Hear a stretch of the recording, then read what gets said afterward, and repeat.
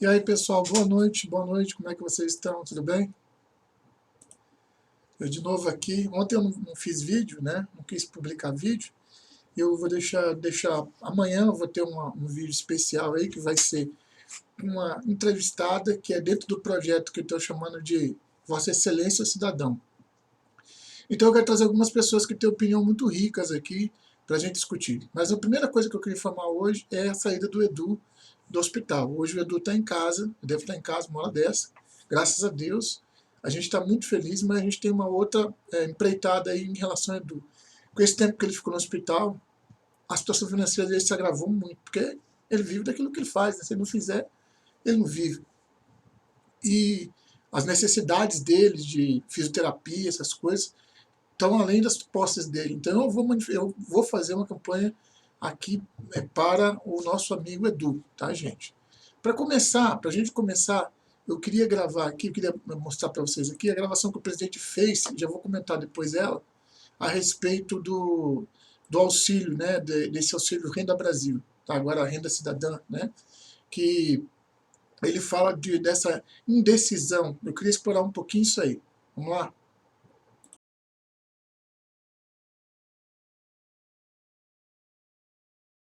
Acho que o pessoal todo mundo tem consciência que milhões de empregos e rendas foram destruídos.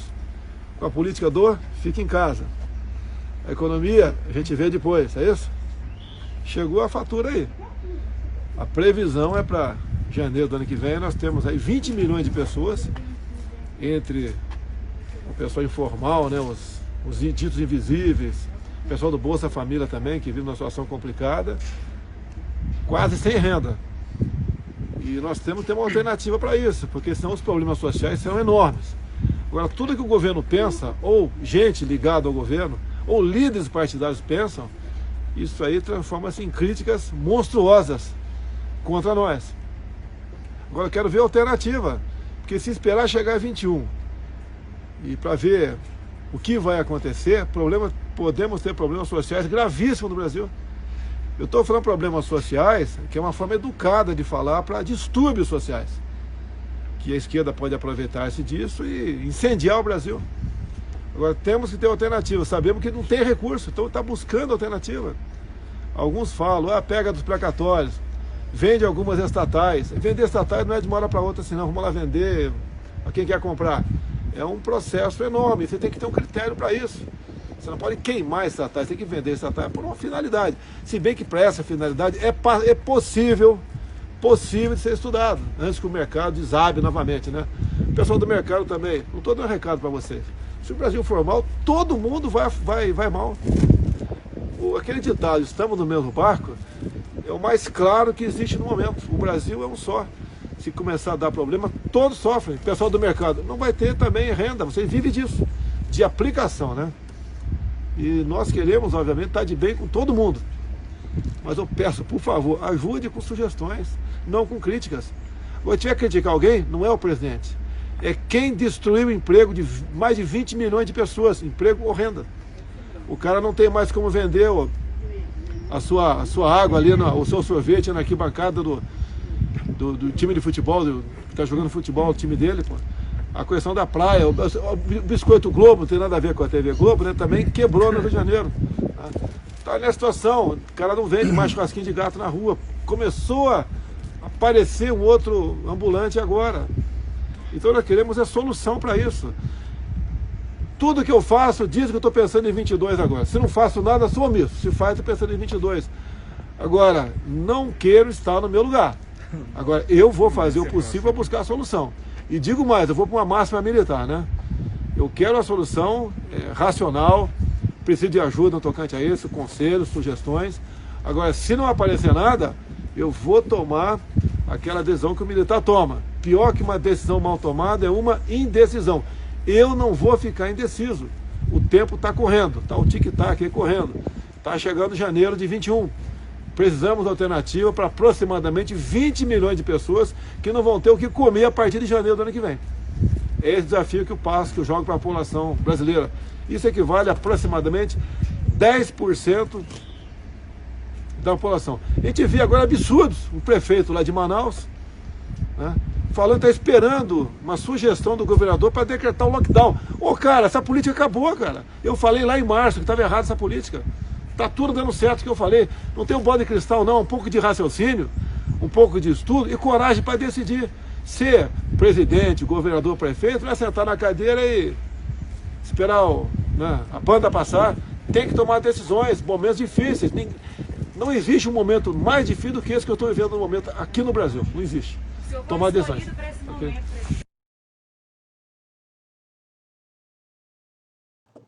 Vamos devagar aí para te mostrar aqui. Tem bastante coisa que o presidente falou. Eu quero destacar duas coisas principalmente, mas vamos colocar uma aqui que ele falou que já está confirmado. O governo do Amazonas descarta lockdown e nem passa pela minha cabeça. O governador do estado se posiciona após a Fundação Oswaldo Cruz afirmar que Manaus vive uma segunda onda de contágio e sugerir lockdown para a capital por um período mínimo de 2 semanas. O governador do estado do Amazonas, Wilson Lima, do PSC, descartou a possibilidade de decretar lockdown no estado, apesar da Fundação Oswaldo Cruz, Fiocruz, apontar que a capital Manaus vive uma segunda onda de contágio do coronavírus. Em vídeo divulgado nas redes sociais na terça-feira, Lima disse que a pandemia ainda preocupa, mas o cenário atual não se compara com os quadros do mês de abril. Nem passa pela minha cabeça a possibilidade de lockdown e fechar tudo aqui no estado. Nós conseguimos avançar muito. O Amazonas é referência hoje no combate à Covid. Fomos os primeiros do estado a liberar as aulas do ensino médio. E amanhã, quarta-feira, dia 30 de setembro, nós estaremos retornando, no caso, amanhã, né? Estaremos retornando às aulas do ensino fundamental. O que nós temos é de olhar para frente, trabalhar para retomar de forma segura as atividades econômicas e voltar à nossa normalidade em nossas vidas. O pronunciamento do governador ocorre depois da Fiocruz sugerir lockdown na cidade de Manaus no período de 14 dias. Nessa tarde de segunda-feira, dia 28, o prefeito de Manaus, Arthur Vigílio, né, isso foi na segunda-feira, endossou recomendações da Fundação e pediu ao governo do estado que a hipótese fosse considerada. Aí abre aspas para o Arthur Vigílio. É hora de agir com prudência e de maneira preventiva para evitar a situação muito pior. Propõe parceria efetiva como único objetivo, salvar vidas, diz a legenda da publicação do prefeito. Segundo os dados da Fundação de Vigilância da Saúde, o estado tem 136.708 casos confirmados do novo coronavírus, com 4.031 óbitos. A capital, por sua vez, registra mais de 50 mil casos e 2.500 mortes. Aí, os números do coronavírus voltam a subir de maneira... Arthur Vigílio, o prefeito de lá. Diante desse quadro, já disse ao governador do estado que sou a favor de decretar lockdown por 2 semanas. É hora de agir com prudência e de maneira preventiva. Tá. Mas como falou o presidente, esse lockdown não está comprovado que ele faz ele tem esse poder. Tá? Aí teve cidades, por exemplo, como a minha aqui, que praticamente não fechou. Então tem que ter algum outro problema. Tá certo? Para ter esses casos, por exemplo, Santa Catarina teve casos gravíssimos. O Edu é um deles aí que está em casa agora. Entendeu? Eu acho que a gente vai ter que conviver com isso. Né? Então, assim, agora o que não tem jeito, o que não adianta ficar em casa é a alimentação. As pessoas, nós não estamos falando dos empregos formais, nós estamos falando dos informais, aqueles que dependem da população todo dia.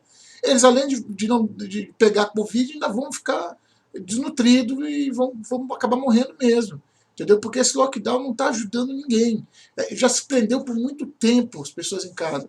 Está na hora das pessoas aprender a conviver, profilaxia, máscara, tudo que pode fazer para... Né, os locais têm que ser bem limpos, tem que ter acesso com um local de lavagem de mão, coisas que nós não fazíamos antigamente. Eu tenho um álcool gel, álcool 70, álcool gel na minha mesa, eu mantenho isso perto de mim, limpo minha estação de trabalho todo dia, e é assim que a gente trabalha, gente. Agora tem que ser assim. Se a gente não fizer isso, as pessoas vão começar a morrer de fome, e é isso que o presidente está falando. Bom, aí ele falou, o que fazer com esse povo que está todo desempregado, se os prefeitos e governadores estão querendo manter lockdown ainda?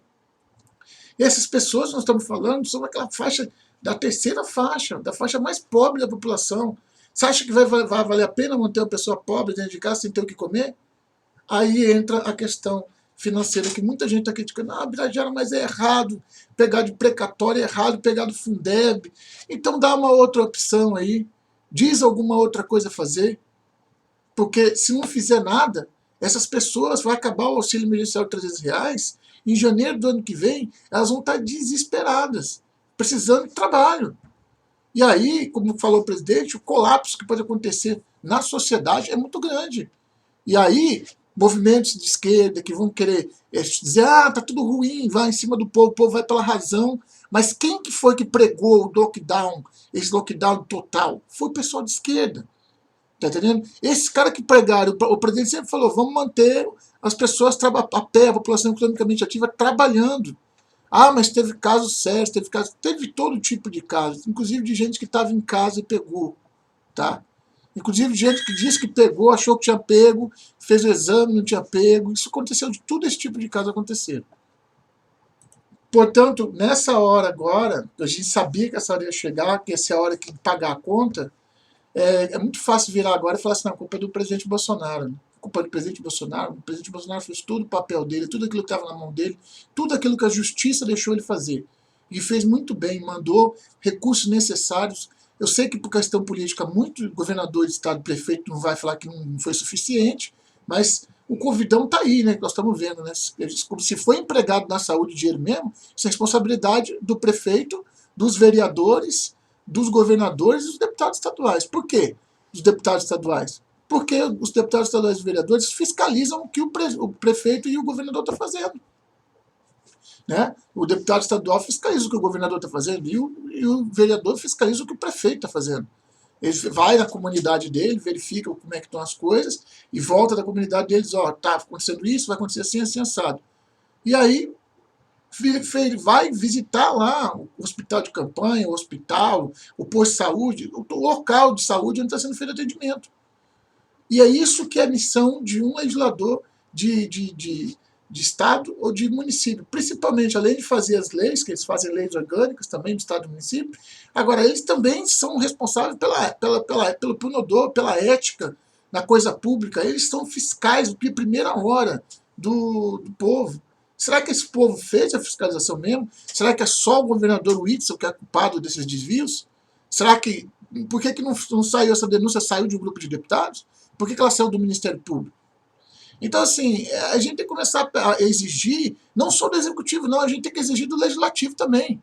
Como é que o prefeito resolve fazer lockdown na cidade de Manaus e cadê os vereadores que não falam nada? Cadê a Câmara dos Vereadores? A gente nunca vê esse povo falar alguma coisa. É incrível, estamos em plena eleição, pense bem nisso. Muita gente me perguntando o que eu vou colocar aqui agora. Bira, mas então o governo voltou, que eles chamam de nova CPMF, é o tal do imposto digital, tá? Não é a nova CPMF. CPMF é uma coisa, imposto digital é outra. CPMF é sobre movimentação financeira, tinha IOF, tinha outro tipo de movimentação financeira, inclusive financiamento de carro e tudo mais. Esse que o Paulo Guedes estava propondo é diferencial. E ele vinha acompanhado da desoneração da folha de salário. O que significa isso? Todo mundo ia pagar um impostinho pequeno, né? Principalmente ia ser proporcional, conforme as grandes. Eles não querem. Esse pessoal não entende o Congresso. Eles não querem sobretaxar as grandes fortunas, porque isso ia incidir nas grandes fortunas também. E ao mesmo tempo, ia se trocar então essa alíquota, dessa pequena alíquota que ia ter, ia se tirar, desonerar a folha de pagamento. O que ia acontecer? Automaticamente aumentar o número de empregos. Onde você emprega um, você vai poder empregar dois. Por quê? Porque hoje um trabalhador vai trabalhar, o patrão paga 2 vezes o salário dele, uma para ele e uma para o governo. Já a pessoa, se tirasse isso aí, 2 trabalhadores iam ter vaga formal. E se 2 trabalhadores têm vaga formal, pelo menos 4 vão ter formal. Né? É mais ou menos assim, é em cascata. Tá? O governo federal desistiu de encaminhar a segunda etapa da reforma tributária ao Congresso neste ano, diante da falta de consenso entre a proposta do Ministério da Economia e a expectativa dos líderes partidários. A criação de novo imposto sobre transações financeiras, nos moldes da antiga CPMF, é o principal ponto de discordância. O texto que deveria ser apresentado essa semana não venceu a resistência dos membros do Legislativo. E ficará engavetado até o próximo ano para que a equipe do governo concentre esforços nas aprovações das PECs, do Pacto Federativo e Emergencial, responsável pela criação do Renda Cidadã, o programa idealizado pelo governo Jair Bolsonaro para substituir o Bolsa Família. A expectativa é que o antigo Renda Brasil estreie em janeiro ao término do pagamento do auxílio emergencial. Tá? Ou Renda Cidadão. O presidente não quer ouvir falar do Renda Brasil. A falta de tempo para discutir a proposta também é impensável. Com eleições municipais marcadas para novembro, deputados e senadores teriam apenas 1 mês para debater o tema. Como debate, né? Pelo amor de Deus. 1 mês para eles não dá. Período considerado insuficiente para tratar o assunto polêmico, que enfrenta forte resistência entre as lideranças das duas casas. Abre aspas, essa discordância para a criação de um imposto é antiga. Não vai ser agora, em 30 dias, que vai se resolver. Fecha aspas, falou o senador Isalci Lucas, do PSDB de Brasília, do Distrito Federal. Vice-líder do governo no Senado Federal, nesta segunda-feira, dia 28, o deputado e líder do governo na Câmara, Ricardo Barros, do PP-PR, afirmou que o Planalto só encaminhará a proposta quando tiver garantido os 308 votos necessários para a aprovação, para não ficar tomando bola nas costas nessa altura do campeonato, né? A declaração foi dada após o encontro entre o presidente, a equipe econômica e líderes do governo para acertar os últimos detalhes da reforma tributária. O anúncio da entrega do texto da Câmara dos Deputados está prevista para o fim do encontro, mas a equipe anunciou apenas a criação do Renda Cidadã. Abre aspas, temos a nossa proposta praticamente pronta. Agora é política que dá o time. Foi dito também que não vamos aumentar impostos, estamos substituindo. A reforma tributária são vários capítulos. Um deles é a desoneração da folha. O Brasil é um país que precisa criar emprego em massa. No ponto de vista político, continuamos estudando esse capítulo da reforma tributária. O resto está praticamente acertado, afirmou o ministro da Economia, Paulo Guedes, na sala de reunião. Pessoal, a sistemática principal disso aí é a seguinte. E se pegar a desoneração da folha, ia acontecer junto com a entrada desse imposto. Como eu já falei, ia se criar um imposto, mas ia se terminar com outros impostos, fazer substituição de impostos, tá certo? Ia democratizar. Por que democratizar? Porque esse imposto pesado, para as pequenas e microempresas, para as empresas familiares, ele é muito pesado, é muito forte. Você tem que paga um salário de R$1.000, tem que pagar praticamente 1.000 e se não for mais do que isso, de direitos trabalhistas, né? Então, mas aí como estamos no meio dessa pandemia e falta pouco tempo para terminar o ano e já tem eleições municipais, com certeza eles preferiram tirar o time de campo do que gastar cartucho sem ter os 308 votos da aprovação.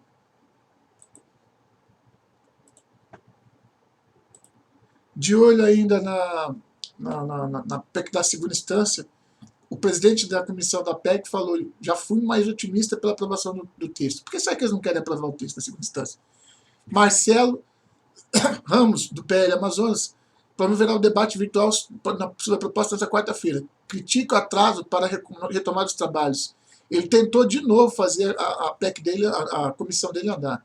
Em Brasília, há bares abertos, mas as comissões não podem funcionar. O presidente da comissão especial que analisa a proposta da emenda constitucional, que permite o cumprimento de pena após condenação em segunda instância, o deputado federal Marcelo Ramos, do PL do Amazonas, afirma que já esteve mais otimista pela aprovação da autoria, do texto de autoria do deputado federal Alex Manente, do Cidadania de São Paulo. Ramos também critica um dos argumentos utilizados para justificar a não retomada dos trabalhos do colegiado, suspenso desde março por razão da pandemia do novo coronavírus. Abre aspas para ele.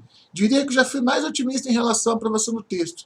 Setores da oposição que topavam a ideia de uma proposta que abrangesse todas as áreas do direito, agora usam o argumento da pandemia para dizer que a comissão não tem que ser reinstalada.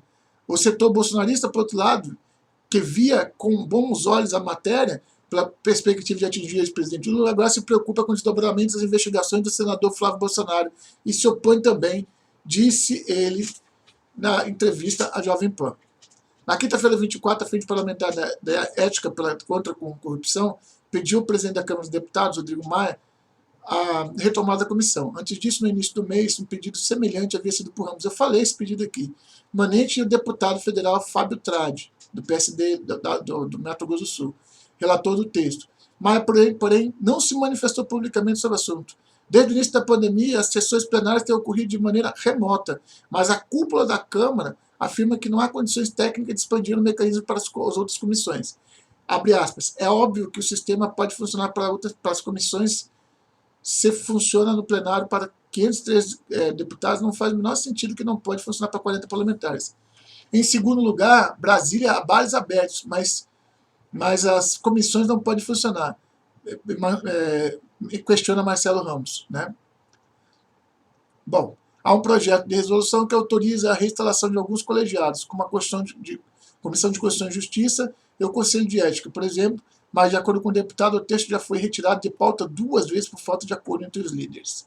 Então, não há previsão de volta dos trabalhos presenciais. Marcelo Ramos proverá nesta quinta-feira quarta-feira 30, um debate virtual com os membros da comissão, no qual o deputado Fábio Trade fará a leitura de seu relatório. Abre aspas, a expectativa para o encontro é boa. Vamos dar publicidade ao relator, ao texto do relator e gerar um debate na sociedade. Afinal, trata-se de um tema controverso, mas que tem a intenção de integrar um Brasil em um judiciário mais sério e eficiente. Aliás, eu não vou me estender para tudo, esse mais sério e mais eficiente, em tempos de retomada dos negócios, hoje a insegurança jurídica no Brasil faz com que a corrupção seja galopante, sim, ou seja, tem muita gente aí que está solta, que deveria estar preso, e isso atrapalha os investimentos dos investidores no Brasil, porque a confiança na sensação, né, de justiça, de combate à corrupção no Brasil fica prejudicada. Quanto ao demais que ele falou aí, ele está dizendo, eu não sei que seja verdade, eu acredito que é, porque senão ele ia estar falando isso lá em entrevista, né? Mas aí é ele que falou, então só repetiu, abri aspas para ele, tá? Então, gente, tá difícil, né? E a gente está brigando para essa segunda instância, eu estou acompanhando aqui, mas tá difícil. Aí dentro dessa ideia que a gente sempre tem de falar só do que está errado, só do que está ruim, olha só, Porto de Santos bate recorde pela 7ª vez em 2020. A movimentação de cargas apresentada ficou em 1,8% acima do recorde anterior. No mês de agosto, Porto de Santos, no litoral de São Paulo, conquistou a melhor marca de toda a série histórica, ao movimentar 13,7 milhões de toneladas.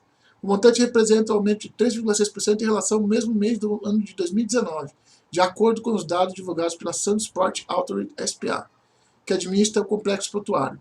O resultado representa a 7ª vez no ano um recorde para o mês específico quebrado pelo Porto. A movimentação apresentada em agosto ficou 1,8% acima do recorde anterior registrado deste ano, os quais, deixa eu ver aqui, os embarques avançaram 20,8% e os embarques recuaram 5,2%. Nós estamos mais exportando do que importando. Tem a tal da balança comercial, que é importante isso. O excelente resultado de agosto elevou o acumulado de 2020 para 97 milhões de toneladas, 97,8 milhões de toneladas, com um desempenho de 10,2% acima do recorde anterior para o período obtido de 2018 e 10,7% acima de 2019. Em mensagem no Twitter, o secretário do Ministério da Infraestrutura, Marcelo Sampaio, celebrou o resultado. Tendo sido um ano desprodutivo para os nossos portos, o Porto Santo bate pela 7ª vez em 2020 a maior movimentação de cargas da história. Isso demonstra o compromisso do governo Bolsonaro em garantir segurança que o setor precisa para entregar recordes. Então, gente, a questão de portos exportando mais, importando menos, ela é tão importante que mostra que nós estamos... e esse custo, né, que acaba acontecendo do encarecimento das coisas no mercado interno é porque a demanda externa foi tão grande e o dólar está tão competitivo que as pessoas venderam muito, muito. Agora, com as novas safras que vão vir para janeiro, aí por aí, início do ano que vem, as coisas devem normalizar, pelo menos é o que fala a parte da economia e da agricultura. Bom, hoje é um dia interessante, importante, vocês devem ter visto isso por aí, mas vocês vão ver mesmo vocês vão ver mesmo o resultado amanhã, mas quem acompanha sabe que hoje é um dia importante. Então, Trump versus Biden impacta no debate da corrida eleitoral e porque esse encontro promete bater recorde de audiência. Os dois candidatos se encontram nesta terça-feira em um momento decisivo para a corrida eleitoral. Vamos lá, São Paulo, faltando exatamente 5 semanas para a eleição presidencial, nesta terça-feira, 29, ocorre o primeiro dos 3 debates entre o candidato Joe Biden e Donald Trump, em Cleveland. Com um cenário bastante agitado, diversas discussões correndo no país, esse encontro já promete quebrar o recorde de audiência de 84 milhões de espectadores em 2016. Com as campanhas prejudicadas por conta da pandemia, do coronavírus, fazendo com que grandes comícios não possam ocorrer, e os dois candidatos não conseguem se aproximar dos eleitores, os debates serão bem importantes para que Biden e Trump mostrem para a população suas propostas. De um lado, analistas destacam historicamente os debates, não são decisivos diretamente para definir a vitória de um candidato, mas nem por isso ele deixa de ser bastante importante na corrida eleitoral em um ano tão atípico como 2020. Segundo Carlos Gustavo Pódio, doutor em Relações Internacionais e professor da FAP, a grande popularidade a grande polaridade que há no eleitorado americano hoje reduz o impacto que o debate pode ter no resultado, diferentemente do que ocorre nas primárias, em que os encontros de pré-candidatos são decisivos. Por outro lado, Victor Scarlett, analista político da XP Investimento, explica que o grande impacto causado pelos debates dos Estados Unidos estão no seu poder de mudar a narrativa, ou seja, a capacidade que cada candidato terá de fazer com que o determinado assunto se torne o centro das atenções nos quais que se segue o encontro. Diante disso, Scarlett acredita que se Biden conseguir, por exemplo, colocar o assunto saúde em destaque no debate, ele deve se favorecer, já que é uma pauta que tem sido melhor para os democratas diante da dificuldade atual do governo Trump tem tido de enfrentar o coronavírus. Eu não acredito nisso aí não, mas vamos lá. A dificuldade está sendo em todo que é lugar do mundo, não está sendo só para o governo Trump. A gente acredita que Trump pode até se sair melhor no debate, mas em si a questão é se Biden conseguir controlar a narrativa, a vantagem no fim será dele, explica o estrategista. Segundo ele, é possível que as pesquisas realizadas logo após o encontro mostrem alguma diferença, ainda que pequena, mas historicamente o que se vê é que esse impacto dura pouco e tende a não seguir até a eleição em si. Já para Mitchell McKinney, deve ser McKinney, especialista em debates do diretor de comunicação política da Universidade de Missouri, em entrevista para o site MarketWatch, eu acho que em inglês deve ser, em português deve ser o mercado, de olho no mercado, uma coisa assim. Esse debate pode ter uma decisão maior porque a corrida ainda está apertada no chamado swing states. O que são swing states? Você tem os estados que são democratas, você tem os que são republicanos, e você tem os estados americanos que são swing states. Só para vocês terem rápido uma ideia aqui, esse aqui, por exemplo, tá vendo? Republicanos, ó.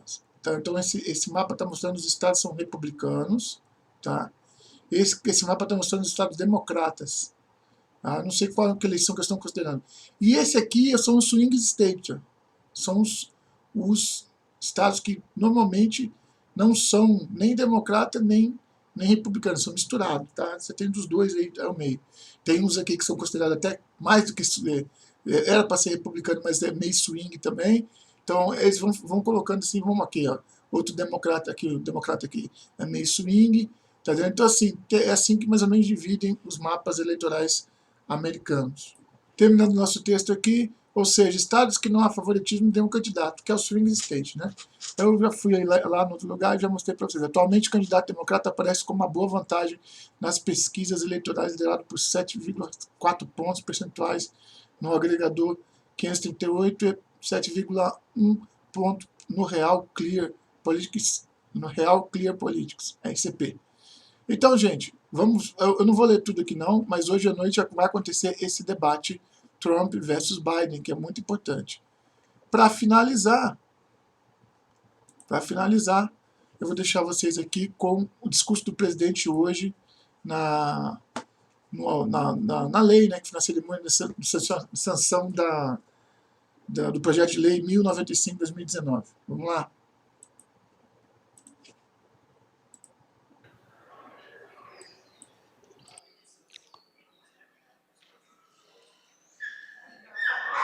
Senhoras e senhores, com a palavra o presidente da República, Jair Bolsonaro.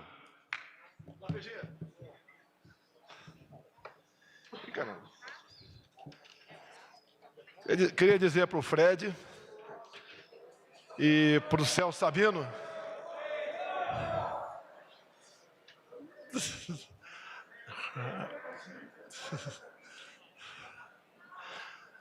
dizer para o Fred Costa, autor do projeto, e para o Celso Sabino, relator, que eu nunca tive dúvidas se iria sancionar ou não. Até porque eu fiquei sabendo da aprovação do teu projeto via a primeira-dama. E ela perguntou-me em casa, já sancionou? Eu falei, você está dando uma de Paulo Guedes, que manda eu sancionar imediatamente os projetos que têm a ver com a economia. O Paulo, eu obedeço. Quem dirá você? Então, obviamente, passamos alguns dias, né, o prazo regimental, máximo 15 dias úteis, para sancionar o projeto, porque ele passa pelos ministérios, não é apenas uma vontade minha. Passou pelo Ministério do Meio Ambiente. E o parecer não poderia ser outro do Ricardo Salles, nesse sentido, Afinal de contas, de há pouco tempo, em comum acordo, eu havia falado durante a campanha, e ele percebeu disso, e via portaria, criou a Secretaria dos Animais. Obviamente, para fomentar projetos de defesa dos animais. Então, essa questão do projeto em si, que agora já é lei, que agrava a pena para quem provoca maus tratos em cães e gatos, é um projeto, é uma lei, no meu entender, bem-vinda. Num primeiro momento, o impacto era aquele, prezado Hélio Lopes, né? Mas um tratamento semelhante a um ser humano é menos grave? Olha, o Hélio Lopes apresentou uma solução. Vamos agravar a pena para quem dispensa um tratamento semelhante a seres humanos. E eu não vou falar muito aqui também. Eu fiquei 15 anos de efetivo serviço no Exército Brasileiro. Todo mundo aqui que tenha ficado um ano só, que prestou o serviço militar obrigatório, sabe que eu acho que não existe um quartel no Brasil onde não temos ali um cão, alguns cães, ou quem sabe até mesmo uma matilha, como tinha lá em Niuaque, Mato Grosso do Sul. E esses cães eram muito bem-vindos em nosso meio. Nos ajudavam até no tocante à segurança. Mas, acima de tudo, quem não demonstra amor por um animal como um cão, por exemplo, não pode demonstrar amor, no meu entender, por quase nada nessa vida. Aquele que, porventura, esteja reclamando da lei agora, né, venha reclamar dela agora, uma coisa muito simples.